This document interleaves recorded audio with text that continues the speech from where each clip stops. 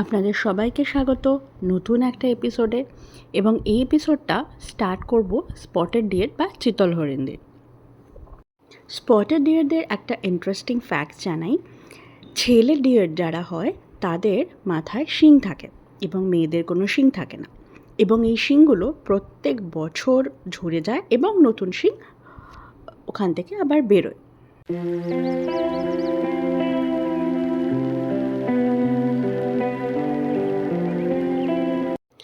Indian গোর, যাদেরকে আমরা ইন্ডিয়ান বাইসনও বলে থাকি, এরা কিন্তু প্রচণ্ড পাওয়ারফুল হয় এবং ভীষণ অ্যাগ্রেসিভ। এরপরে যিনি আছেন তিনি আমার খুব প্রিয় একটি পাখি, পেঁচা। ইনি হলেন স্কপস আউল। আপনারা কি ওকে দেখতে পাচ্ছেন? দেখুন ওই গাছের কোঠর থেকে উঁকি মারছেন। ইনি হচ্ছেন স্কপস আউল, যেটা আমরা বাংলায় নিম পেঁচা বলি। এইবার বোধহয় আপনারা পরিষ্কার দেখতে পাচ্ছেন। আজকের পর্ব এই অবধি। আবার দেখা হচ্ছে খুব তাড়াতাড়ি আপনাদের সাথে। আপনারা যদি ভালো লাগে তাহলে ভিডিওটা একটি লাইক অবশ্যই করবেন, কমেন্ট করে যাবেন, আর পারলে শেয়ার করবেন।